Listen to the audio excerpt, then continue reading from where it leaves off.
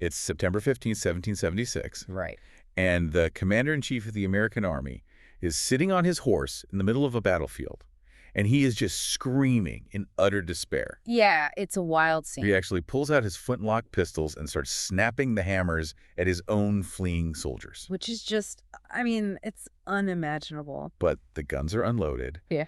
He is having this complete, visible psychological breakdown, and the British army is advancing right toward him. Literally right at him. Yeah, and he just sits there. He's seemingly waiting for a bullet until an aide literally has to grab the reins of his horse and drag him away. It is, it's really one of the most shocking and revealing moments of the entire American Revolution. It really is. And it completely shatters the mythology we've built around this era, the marble statue image of Washington. Right, because when we think of 1776, we think of, parchment and fireworks and this inevitable march to victory. Exactly. But today, our mission is to step into the actual terrifying reality of that year. The real story. We are doing a deep dive into a massive stack of sources from April 1776 to January 1777. And these sources are incredible. Oh, they are.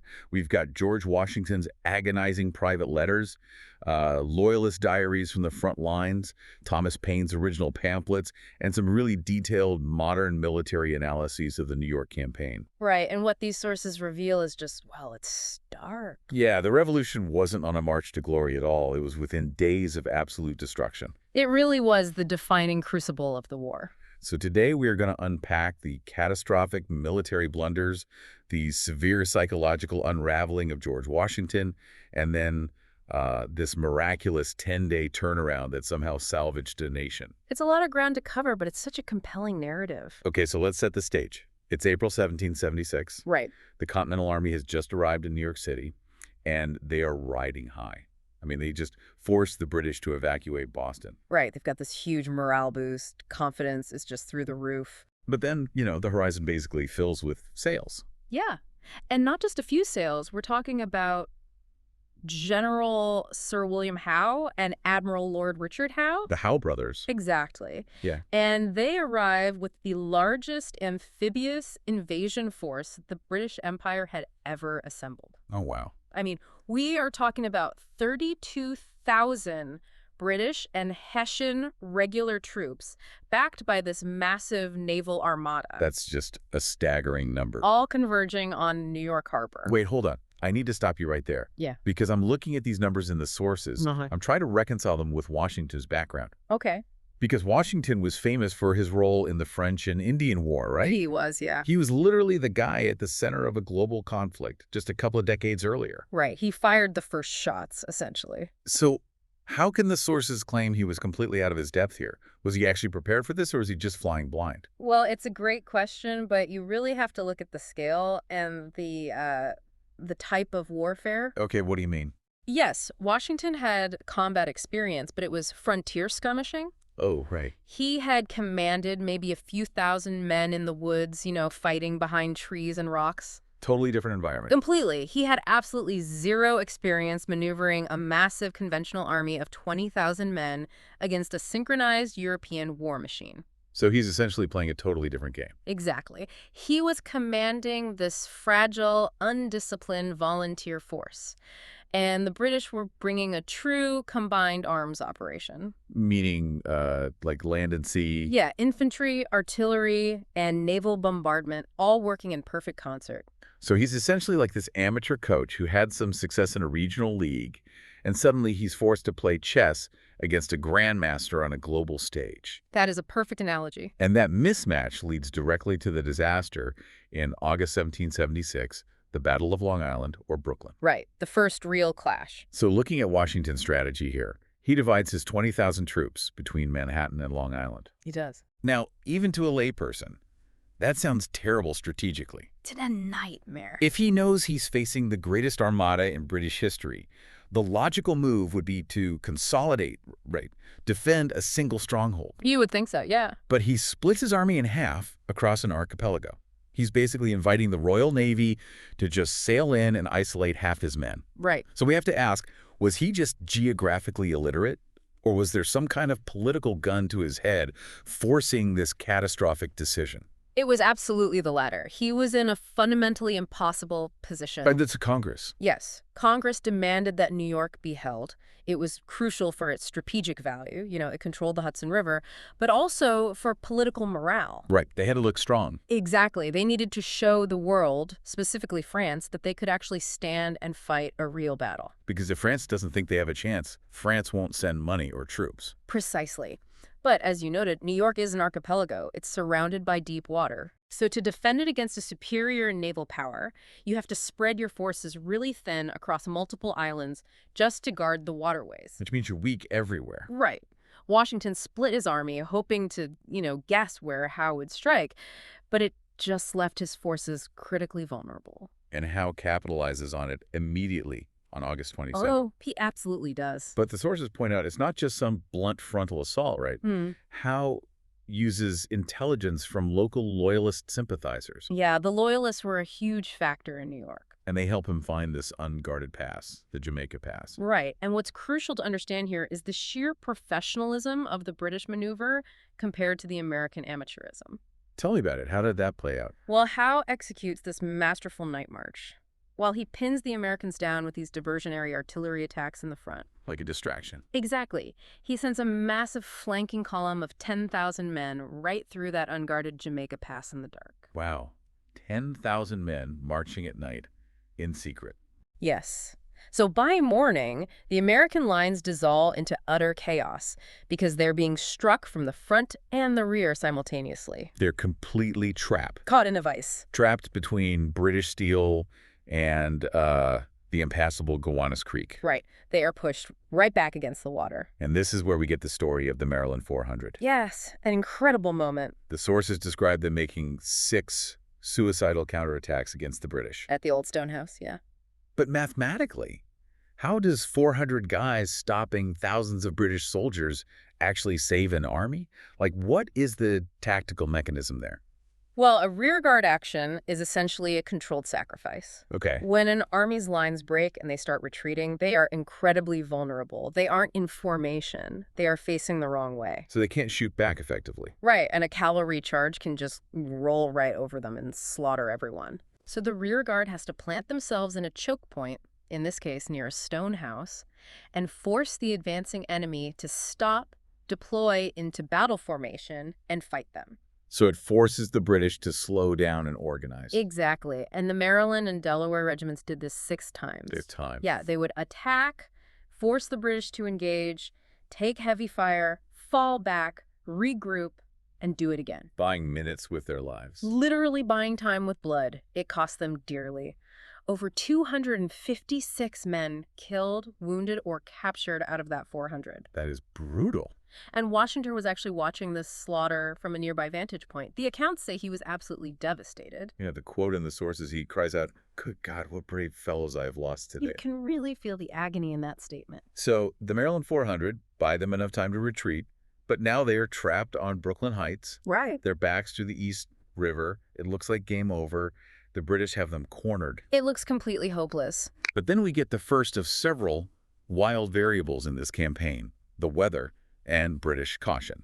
Right. General Howe, adhering strictly to cautious European siege tactics, decides to dig trenches rather than launch a bloody frontal assault. Because a frontal assault would cost him a lot of men. Exactly. Think of Bunker Hill. The British won that, but took horrific casualties. Howe didn't want a repeat of that. Right. So he pauses to build trenches. And Washington seizes that tiny, tiny window.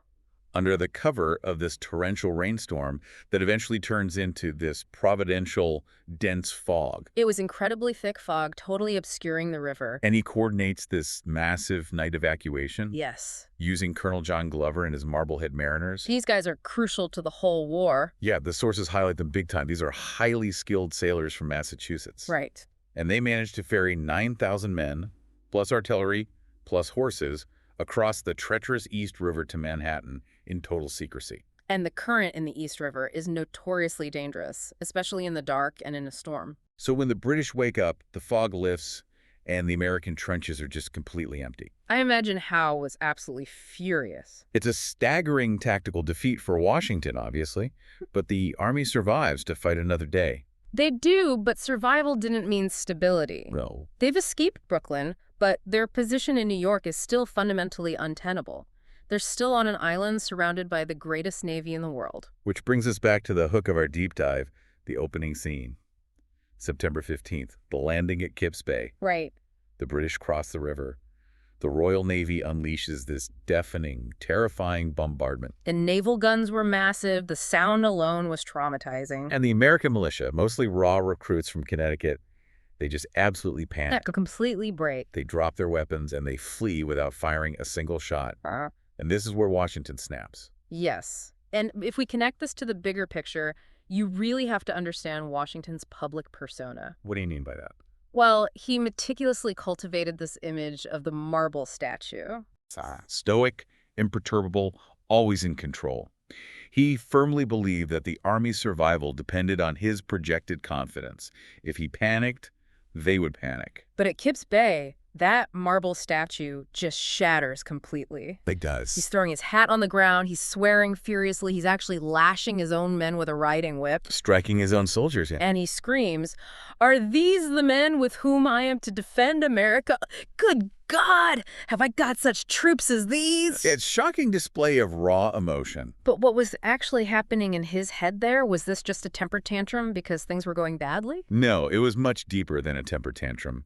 It was, honestly, an ontological crisis. Wow, an ontological crisis. Yeah, in that exact moment, Washington realized that all the lofty Republican ideals of volunteerism and patriotic zeal, the very things they were fighting for, were completely useless against a professional army. Because they just ran away when the cannons fired. Exactly. He realized that patriotism doesn't stop at bayonet. Without rigorous, brutal martial discipline, his army was going to be slaughtered. The foundation of his entire worldview regarding the war was just collapsing in real time right in front of him. That makes a lot of sense.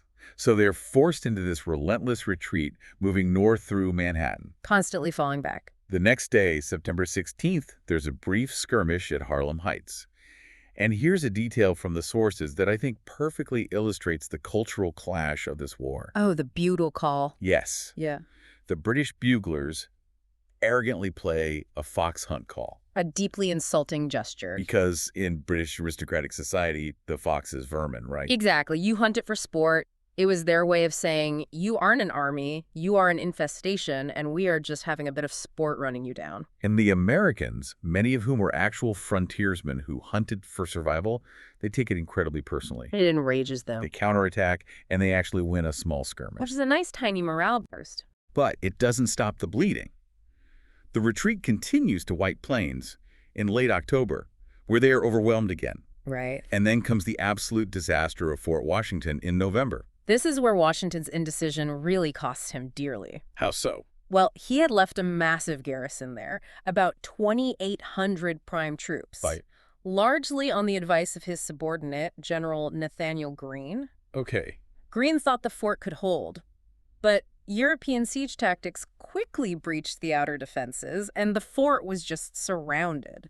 And the sources explain that European siege tactics were basically a mathematical certainty. Exactly. Once a professional army surrounds a fort and gets their artillery in place, if you don't have an outside army coming to relieve you, you are just done. It's just a matter of time. Right. The geometry of the trenches dictates exactly when the walls will fall. Precisely. And Washington is watching this inevitable math play out through a telescope from across the Hudson River in New Jersey. Oh, man. He can actually see his men being ruthlessly bayoneted by Hessian mercenaries as they storm the walls, and he is totally powerless to stop it. That's heartbreaking. The sources say he turned away and wept with the tenderness of a child. Wow.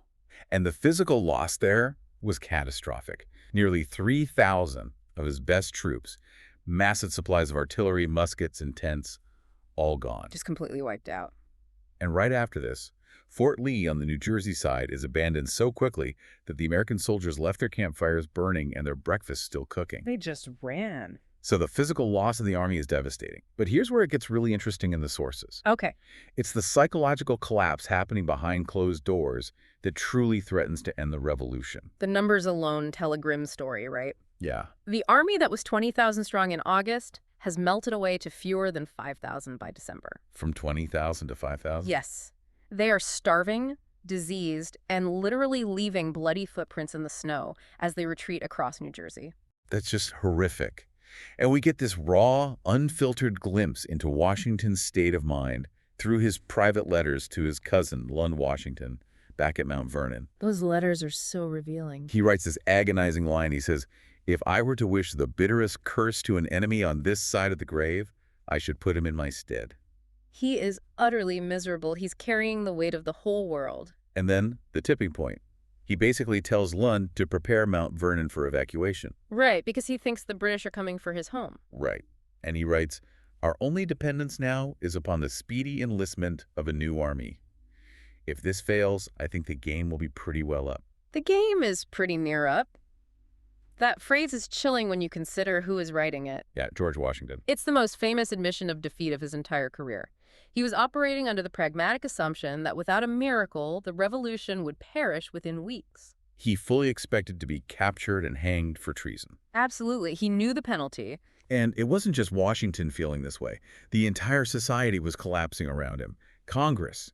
They completely panic and flee Philadelphia for Baltimore. Which effectively decapitates the political leadership of the revolution, leaving Washington entirely on his own. Right, he's totally isolated. And the civilians.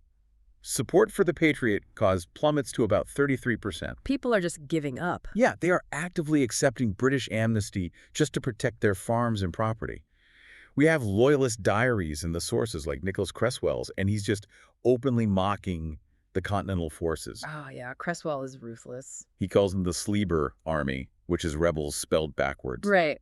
The societal pendulum had swung violently back toward the crown. Basically, everyone thought it was over. The general consensus was that the rebellion had been this foolish, short-lived experiment that was finally being put down. But the part of the sources that genuinely made me angry on Washington's behalf was the betrayal from within his own ranks. Oh, Charles Lee. Yes. His second-in-command, General Charles Lee, is actively undermining him. Lee is writing letters to everyone, complaining about Washington's fatal indecision of mind. And he wasn't exactly wrong about the indecision, but the insubordination was staggering. And the absolute worst part, Washington's own trusted aide, Joseph Reed, agreed with Lee in writing. Right. It's a staggering personal betrayal at his absolute lowest moment. How did Washington find out? Well, Washington accidentally opened one of these letters, thinking it was official business, and discovered the profound lack of faith among his closest subordinates. That must have been gut-wrenching. It was.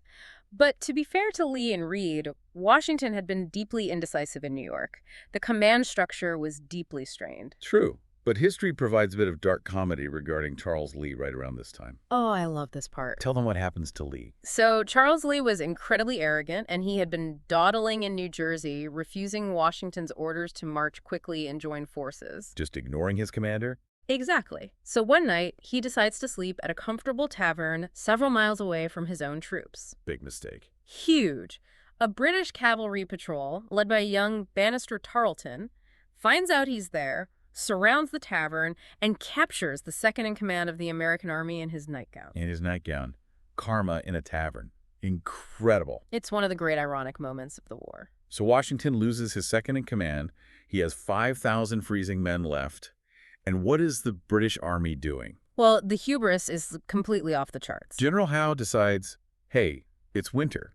We fight by civilized European rules, which means we go into winter quarters and wait for spring. Right. European armies didn't fight in the snow. So he winters comfortably in New York with his mistress. Right. There's even a satirical American ballad mocking him for it called The Battle of the Kegs. Oh, yeah. Yeah, it points out that Sir William he, snug as a flea, lay all this time a-snoring. That's amazing. And Lord Cornwallis, Howe's top commander, was so convinced the war was over that he physically packed his bags and prepared to board a ship for England. He thought his job was done. So this is the impossible binary Washington faces as December winds down. The clock is ticking. The Army's enlistments, their legal contracts to serve, dissolve on December 31st. Right. If he does nothing, the Army disappears, the British march on Philadelphia in the spring, and he hangs. Game over. But if he attacks, he has to do it in the dead of winter against a superior force. It's a desperate gamble. Recognizing that inaction equates to the certain death of the revolution, Washington formulates this highly complex plan to cross the freezing Delaware River and strike an isolated garrison of Hessian mercenaries at Trenton. Now, since our listeners are familiar with the topic, they probably have the famous painting of Washington crossing the Delaware in their heads. Right, the one with him standing dramatically in the boat. Yeah. So we won't get bogged down in the logistics of the ice and the boats. But I want to focus on the psychology of this moment. Okay. It's Christmas night, 1776. Thomas Paine has just published The American Crisis. These are the times that try men's souls. Yes. Washington actually orders that pamphlet read to the troops before they board the boats. He does. What does that do, practically, for an army that is starving and freezing? Well, it provides a narrative framework for their suffering. A narrative framework. Yes. Paine's words didn't warm their feet, but they reframed their misery. They were no longer just defeated soldiers freezing in the mud. They were martyrs for a cosmic cause. Right. It steeled the resolve of the officer corps in a way that mere orders couldn't. And they needed that resolve because the crossing is executed during a violent nor'easter. Freezing rain, sleet, snow. It was miserable. Once again, Colonel Glover's Marblehead Mariners are the logistical heroes. They really are the unsung heroes of the early war. The storm delays them for hours, ruining the plan for a pre-dawn assault, but it also completely masks their approach. And on the other side of the river, the Hessian commander, Colonel Rahl, is the poster child for hubris. Oh, Rahl's behavior is a masterclass in military complacency. Tell me about it. Well, he ignores intelligence that the Americans are moving, but more importantly, he flatly refuses to build defensive redoubts around Trenton. Let's clarify that for a second. What exactly is a redoubt, and why did the Hessians think they didn't need them? Okay, so a redoubt is an enclosed defensive earthwork. Basically, a fortified trench system built of dirt and wood that protects your infantry and artillery from enemy fire. Right. Building them in winter is miserable, back-breaking work because the ground is frozen solid. Nobody wants to dig in frozen dirt. Exactly. So Rahl essentially argued, look, we are professional European soldiers. We don't need to dig in the dirt to defend ourselves against a mob of starving farmers. A fatal arrogance. Extremely fatal. A local loyalist even sends Rahl a warning note during the night, and Rahl just stuffs it into his pocket while playing cards. Right, he didn't even read it. They found it on his body after he died. Yeah, it's wild. So the Americans descend on Trenton on the morning of December 26th. The password for the operation was victory or death, which tells you everything about their mindset. They knew it was all or nothing. And the surprise is absolute. Because Rahl didn't build those redoubts, the American artillery, commanded by Henry Knox, is able to set up at the head of the main streets. Right. They unleash grape shot, which basically turns cannons into giant shotguns, just sweeping the streets clear. It was devastating. The Hessian forces are completely trapped. In about an hour, the Americans take 900 Hessian prisoners. A total rout. And the casualty count for the Americans? 0 combat fatalities. That is always the most stunning statistic to me. 2 men froze to death on the march, and the young James Monroe, the future president, gets a severed artery in his shoulder and nearly bleeds to death, but not a single American is killed by enemy fire. It is a stunning tactical victory. The news electrifies the colonies. But, as with everything in this campaign, it immediately gives way to another, perhaps even greater, crisis. Right, the enlistment crisis of December 31st, 1776. This is the real turning point emotionally. So what does this all mean? They just won this incredible victory, they are riding high, but the clock strikes midnight and their legal contracts expire. Their time is up? Washington offers a $10 bounty, which is a massive sum at the time, out of his own pocket to anyone who stays for 6 more weeks. Right. The drums roll, the officers ask who will step forward, and nobody moves. Not a single soldier steps forward. You have to understand, these men are starving, they are wearing rags in freezing weather, and they are desperate to go home to their families. They have fulfilled their legal obligation. They've done their part. If you're listening to this right now, ask yourself, would a $10 bonus be enough to make you stay in a literal meat grinder? I wouldn't. Because the sources show that for these guys, the money meant absolutely nothing. Exactly. And this is where Washington makes a profound pivot in his leadership style. Remember the marble statue we talked about? The aristocratic, aloof general who lashed his men at Kips Bay? He abandons it. Completely abandons it. He rides his horse out in front of the men, and he begs them. Wow. He appeals to them directly, not as a commander giving orders, but as a fellow citizen asking for help. His exact words from the sources are so powerful. He says, You have done all I asked you to do, and more than could be reasonably expected.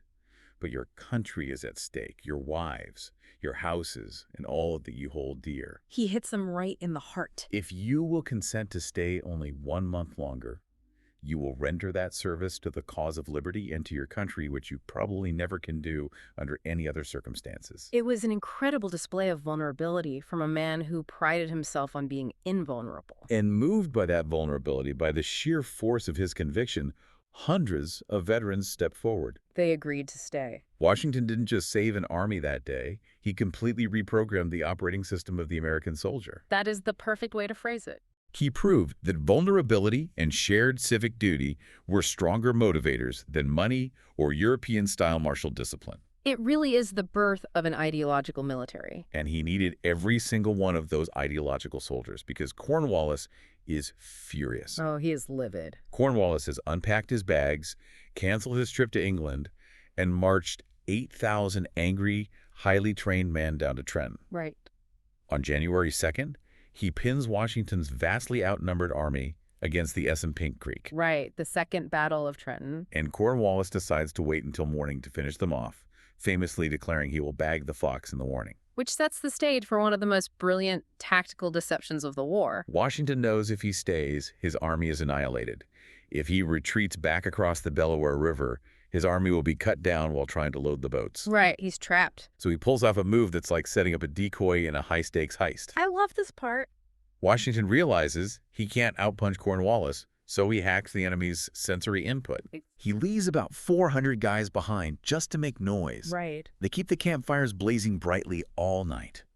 They clank their shovels loudly against the frozen ground, essentially creating this audio-visual loop of an entrenched army digging in for a desperate defense. Full of a show. Meanwhile, the real army wraps their wagon wheels and artillery wheels in heavy rags to muffle the sound. So clever. And they slip away in the dead of night via a stump-filled, frozen-back road, marching completely around Cornwallis's flank. It is incredibly dangerous. I mean, one barking dog or one deserter could have ruined the entire operation. But they succeed in bypassing the main British force, aiming straight for the vulnerable British rearguard at Princeton. Right. But when they get to Princeton the next morning, January 3rd, things initially go terribly wrong. The Americans were exhausted. The American vanguard, commanded by General Hugh Mercer, unexpectedly collides with 2 British regiments. And these are fresh British regulars. The American militia lines collapse under the British bayonet charges. General Mercer's horse is shot out from under him. He's surrounded, refuses to surrender, and is brutally bayoneted. It's a chaotic, bloody scene. The lines are breaking. The soldiers are fleeing again. And then Washington arrives on the field. And just like at Kips Bay in September, he rides directly into the crossfire. But the psychology here is completely inverted. Yes. At Kips Bay, it was out of suicidal despair. Here, it is purposeful leadership. Right. He is trying to inspire them, not punish them. He places his giant white horse right between the retreating Americans and the advancing British. He's a massive target, at one point coming within 30 yards of the British lines. That is point-blank range for a musket volley. The sources recount that both sides leveled their muskets and fired coordinated volleys right at him. Yeah, Washington's aide, John Fitzgerald, actually covered his eyes with his hat because he was absolutely certain Washington would be blown to pieces. I would have too, but miraculously the smoke clears and Washington is untouched. It's one of those moments that just feeds the Washington mythos. His sheer physical presence, exposing himself to the exact same danger as his men, stabilizes the breaking lines. The men rally behind him. The Americans rally, they unleash devastating volleys of their own, and the British break and run. A total reversal. And Washington, clearly hyped up on the adrenaline, waves his sword and shouts, "It's a fine fox chase, my boys." Reversing the insult from Harlem Heights. Exactly. Yeah. And throwing Cornwallis's bag the fox comment right back in his face. It's incredibly cinematic. The physical battles of this grueling campaign are finally over. Washington moves his exhausted army into the protective hills of winter quarters in Morristown, New Jersey. Finally some rest. But the ripple effects of these 3 victories, Trenton, Assunpink Creek, and Princeton, they fundamentally rewrite the DNA of the American Republic. They absolutely do. Let's talk about those ripple effects. Yeah. Starting with military strategy. The disasters in New York clearly forced Washington to realize he couldn't fight the British using traditional European linear tactics. Exactly. New York taught him that a head-to-head collision with the British war machine was suicide. So what does he do? He has to pivot to what military historians call a Fabian strategy. A Fabian strategy. Yes. This means you trade space for time, you avoid large, decisive battles, you preserve your army at all costs, and you focus on exhausting the enemy's supply lines and their political will, only engaging in asymmetric counterattacks when you have a clear advantage. Like Trenton. Exactly like Trenton. The victories at Trenton and Princeton proved to Congress and the Army that this doctrine actually worked. And speaking of Congress, there is a massive political shift that happens during this time. Oh, a huge precedent is set. Back in December, when Congress panicked and fled to Baltimore, they actually granted Washington dictatorial powers for a period of 6 months. Which is wild to think about. Right. He had the absolute authority to raise regiments, seize supplies, and set prices without congressional approval. And this cannot be overstated in its sociological importance. Why is that? Because history is full of desperate republics that hand emergency powers to a charismatic general, and that general immediately uses the sweeping authority to establish a military junta. Right. Think of Julius Caesar. Or later, Napoleon. Yeah. But Washington uses this power strictly for logistical survival. He buys shoes and flour. He doesn't overthrow the government. Exactly. Yeah. And most importantly, when the 6 months expire, he willingly hands the power back to Congress. He explicitly states in the sources that the sword ought to be the first thing laid aside. Precisely. This deliberate restraint in the darkest hour of the war establishes the foundational American precedent of civilian supremacy over the military. It proved he was committed to the Republic, not to personal power. Which is huge for the political legitimacy of the revolution. And then you look at the global shockwave. The civilians who just weeks ago were accepting British amnesty. They flip back. Nicholas Creswell's Loyalist Diary notes this massive, undeniable shift. He writes that the people went from giving up to being all liberty mad again. Right, recruiting just surges. The militias in New Jersey start a brutal guerrilla war against British supply lines. And in London, the reaction was pure, unadulterated shock. Because they thought they had won. Exactly. Parliament realizes this is not going to be a swift, easy pacification of some unruly colonists. It is going to be a long, exceedingly expensive continental war. Right. Years later, Lord George Germain, the British colonial secretary who oversaw the war effort, lamented before the House of Commons, "All our hopes were blasted by that unhappy affair at Trenton." It really was the turning point of the war's psychology. Okay, let's unpack this absolute whiplash of a 9-month period. From the hubris of April in New York, to the suicidal despair of Kips Bay and Fort Washington, to the absolute tactical miracles of the Delaware Crossing and Princeton. It's an unbelievable arc. George Washington conquered the British outposts in New Jersey. But listening to all these sources, it really feels like the more important victory was conquering his own internal despair. Absolutely. He bound the army to his personal leadership by embracing reality rather than theory. He learned how to lead a citizen army, not a professional European one. Right. And that leaves us with a fascinating reflection. We celebrate Washington today for his steadfastness, his stoicism, his victories. We build literal marble statues of the man. We do. But looking at the brutal crucible of 1776, his true genius wasn't stoicism. No, it was his adaptability. Yeah. It was his willingness to completely discard the proper, accepted way of fighting a war when it failed him in New York. Right. And equally important, it was his willingness to discard his aristocratic ego, to leverage his own vulnerability, like that desperate plea on December 31st, as a powerful tool for leadership. It's an amazing pivot. Ugh. Which makes me want to put this to everyone listening. Think about a massive looming failure in your own life or your career. A moment where you look around and think, the game is pretty near up.